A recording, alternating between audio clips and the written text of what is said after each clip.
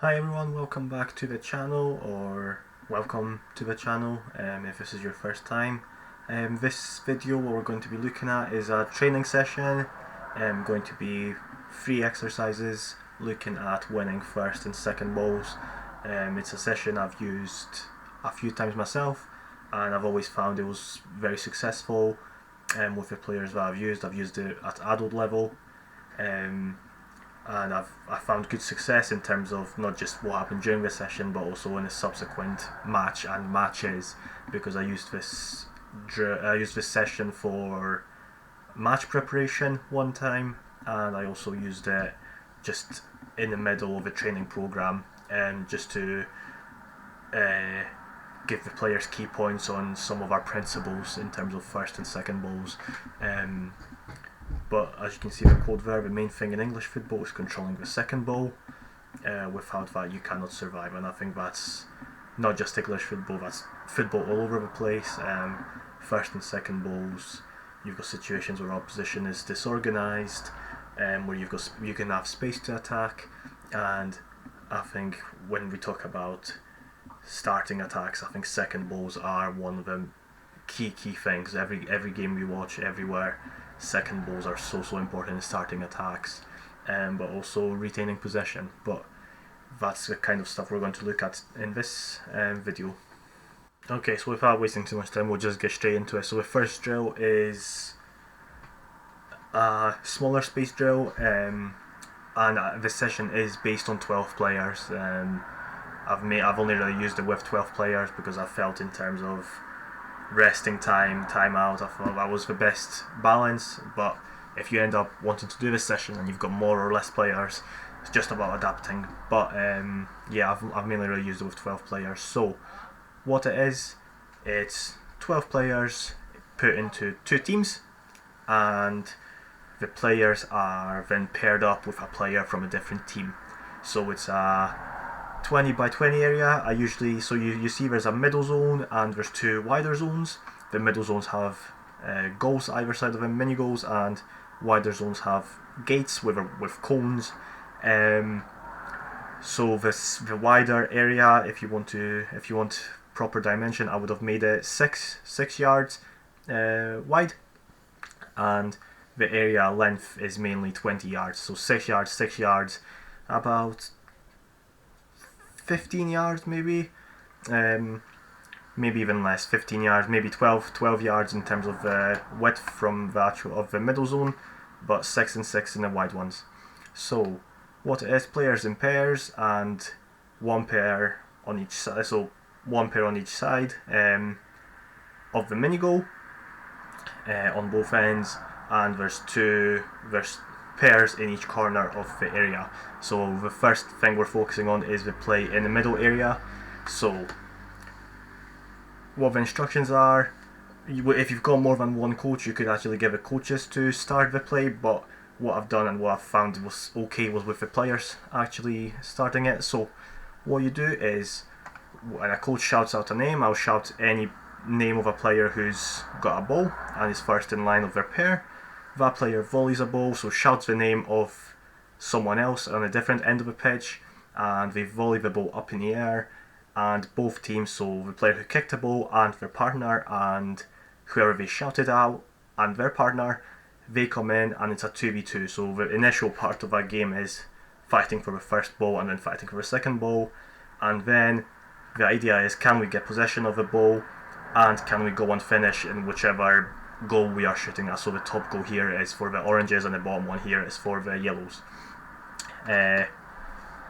It's a very simple game. It's very similar to what players would do when they were younger, in terms of like a coach just plays a ball into an area and you've got 2v2, except what we're doing here is we're adding the concept of first and second balls.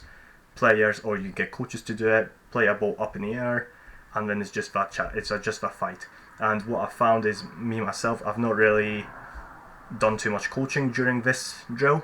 For me, it's watching the players, their attitudes, their intensity going into the duels. But what I tell my players, especially in this drill, is I can't teach you to have a mentality. Like I can't teach you to have a mentality to win a second ball. You need to have a mentality within yourself. I can't force you. I can't push you and force you to be winning that second ball. It's on you, and that's the attitudes we need from every player in this drill. But we're gonna show you animation as well, so it's not just a still picture.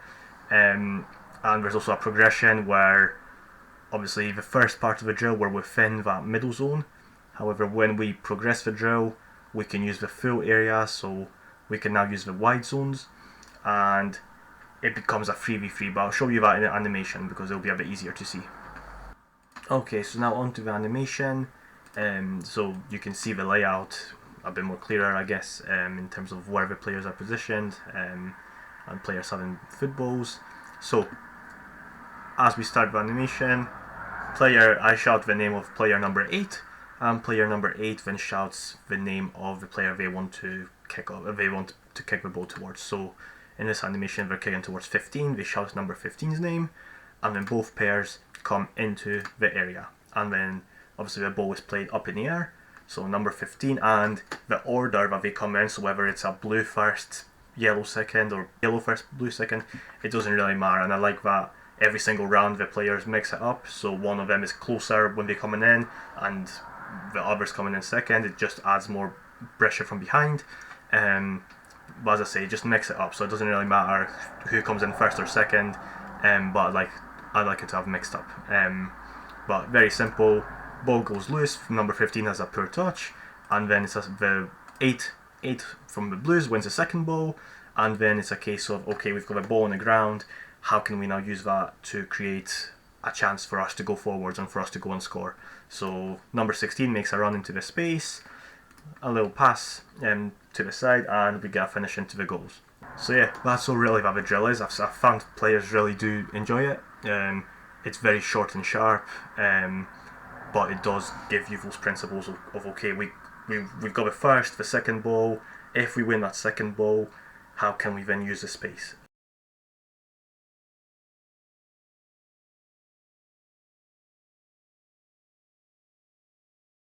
So now we extend the area, we use the whole area, and up to yourself, but I'd rather my players start, so the outside players actually starting all the way on the outside. But if you wanted to, you could start them where they were originally before the progression.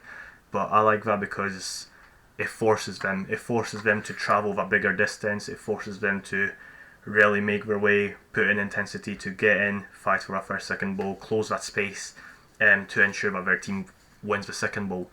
Okay, so the principles of this game are basically the same, but now instead of a 2 versus 2, we're going to make it a 3 versus 3. So the way I do it is we do it in a triangle. So if, for example, number 16 here has a ball, and we'll just slowly play it. If number 16 has a ball, we're working in a triangle. So 16 plays up to number 2, and then the diagonal side from number 2 is number 4 and 11. So it's just working in that triangle, and then obviously when the next round comes, is the other 3 teams coming in. But now it becomes a 3 versus 3, and we've got a bigger space. So we're challenging for a second ball, number 2 with a loose touch, 4 wins it, and now because we've got a wider space, can we now actually really open up, make it a bit more game realistic in terms of the space we might have for that second ball. So number 15 here, as you can see, is making a run out wide. Number 5 finds them, and now obviously because we've got a progression, we can use the wide areas, and we've got the cones as gates. So if a player wants to go through the wide gates, they have to dribble through them, but obviously they can still score into the mini goals, which is the example here. Number 11 blocks the run through the gates, number 4 finds themselves in space in the middle of the park, and the ball is played through and they score. If you want to add a point system, I would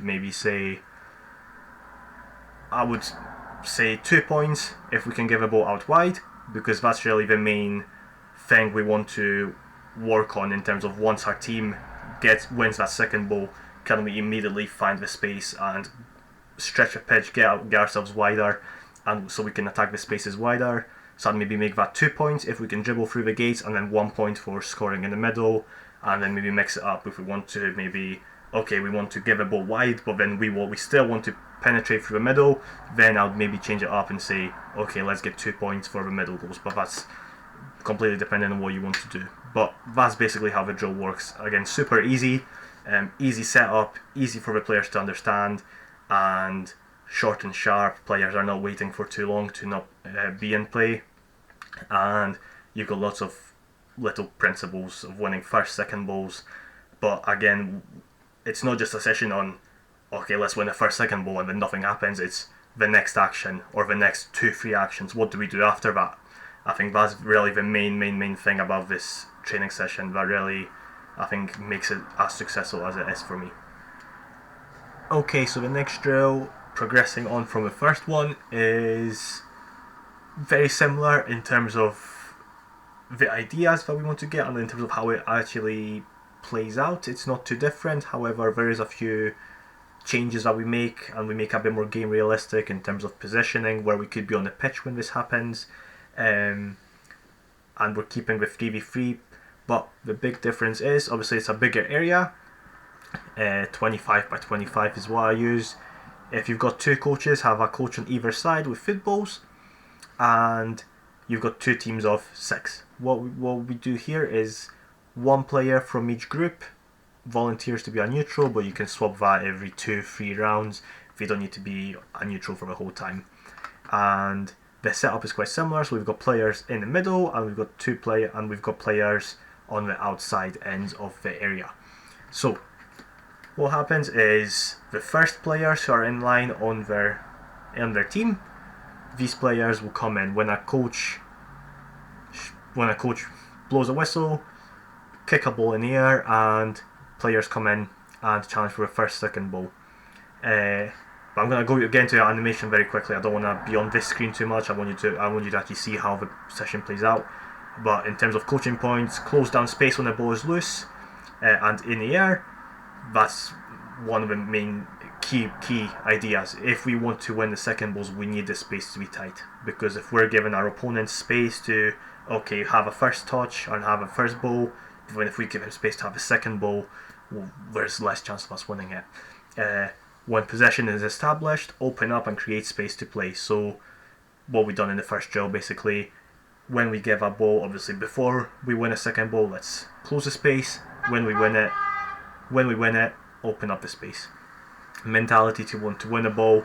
I cannot tell the players, I cannot control stick players, tell them to go fight for a second ball. They need to have it within them, and especially on a match day. In a training session, yes, I can push them to do it a little bit, but on a match day, it's in them and it's in their head. If they don't want to challenge for those first, second balls, I cannot do much about it.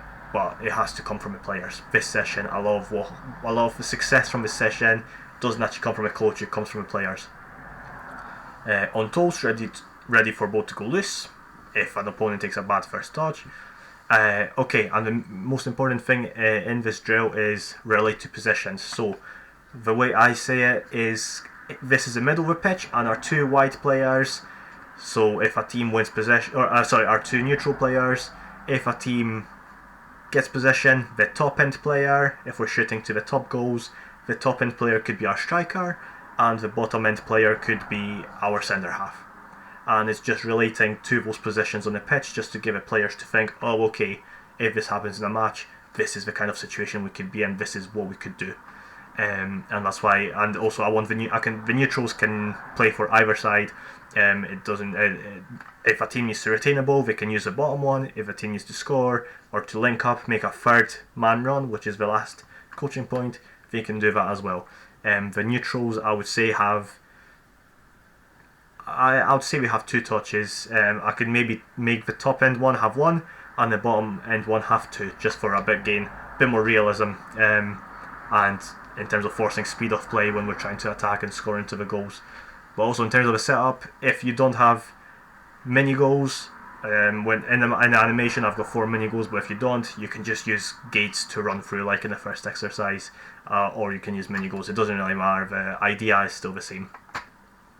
Okay, so now we're on to the animation. Again, it'll probably be a bit clearer on the animation, just the whole picture. So the coach, which would usually be myself, starts off, blows a whistle, first players in line come in, I kick a ball in the air, and it's a challenge for the first and second ball. And from then on, whoever wins the second ball, can you go and score into the top goal? So obviously both teams, whichever direction we're going, they're scoring into that goal. So in this example, blues take a bad first touch, yellows retain it. Can we move the ball about? Can we find the space? Can we create space? And can we run into space? So the 10 finds a 7, number 3 notices there's space in behind the 17 to run into, and then it's a ball in behind and a goal. And then the players go back to their zone, and the next line of players goes. So very simple. Second example here, again, number 9 this time wins a ball, linking up, and this is showing link up with a striker. So play to the 3, we can't really play to anyone, we're a bit squeezed.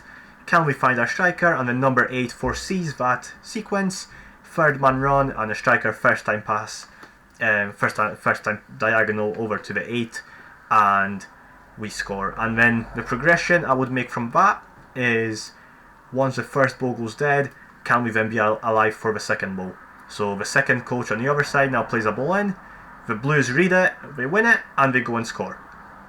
So very simple. And then the next progression I would make is, so instead of players on the same team starting on the same end, mix it up. So we could have yellows, one pair of yellows starting on the blues end, and one pair of blues starting on the yellows end. Just so again, in a game, in a match situation, you're not always going to have the players coming just from one direction. You're going to have players coming from front or behind. So again, it's just adding that match realism. But again, coach plays the ball in. This time we get a bit more realism in terms of the direction everyone's coming in. And here, if we cannot play through, we can use our bottom player to retain the ball, and then we can play our way through using that space, using scanning, knowing where we are. But again, it all starts from a closed space. We're closing that space, and then once we regain a ball, can we then open up? And can we use all that space to go and play through? And again, here, second ball gets played in, blues win it, and it's a quick attack. Okay, so the last exercise, I've not got an animation for it because it's very simple. It's just a game of football. Free game, I wouldn't really make too much, it's just a normal game for the players. The only difference is, it's like murder ball. Whenever a ball goes out, there's a coach on the side, and they immediately launch one in from whichever side, from whichever direction, and up in the air. Ball lands in the middle or in either final third, wherever you decide. You can randomize it, you can mix it up. But again, it's just building the whole session up towards this final match, where obviously players are in a match situation and they get a feel of the different locations, the different spaces they have within the match when they win the first and second balls. So I've used this in a 7v7 pitch. Because if you've got 12, 14 players training, I think that's a good enough size to have a wee match, and you can play that ball in anytime the ball goes out. So one, it keeps the intensity going, it keeps the players on their toes all the time, and it's constant first ball, second balls. But then also after that, first ball, second ball, okay, we win the second ball, what do we do after that? Or then if we're in a defending team, if we lose the second ball, okay, how can we now recover and get back into our shape? So yeah, that's all for this. It's just a very simple game, and the only rule is every time the ball goes out, coach plays one in the air. Okay, so thank you for watching the video. I hope this session can be helpful or give you inspiration in terms of something you want to do in a training session. But as I say, it's a session that's worked with me before, with adult players, in match preparation and in just general training. But it's very simple in terms of the setup, in terms of the understanding of the drills, what you want from the players, and in terms of running of the drills. It's all very simple. The players know what's happening, everything's just on point, everything's clicking, and the whole session really builds up. So you start in that small space in the first drill, you slightly extend it to create that wide area, so you can now talk about, okay, we've got the first bowl, let's get tighter, we win a second bowl, let's get wider, and let's create space. And then obviously you get into the bigger one, into the second drill, where now you start to introduce positions and location of the pitch. How can we then use that second ball when we win it? How can we then progress play forward, and how can we retain possession? Also, it works on the defensive side, where okay, we lose the second ball, let's just get in a shape, or let's get marked up. And then obviously that progresses onto the big game, the big 6v6, 7v7, where you're just constantly playing second balls in, and you're keeping the players on their toes. And it's just, the whole session is just first, second balls, but it's also what happens after that, the actions after that, and that's why I really enjoy doing these sessions, and the players always enjoy when I do these sessions. But yeah, if you've got any ideas what you think could be helpful in this session, or any coaching points or anything, or any general discussion, just let me know, and I'm more than happy to have a chat about it. But yeah, thank you for watching.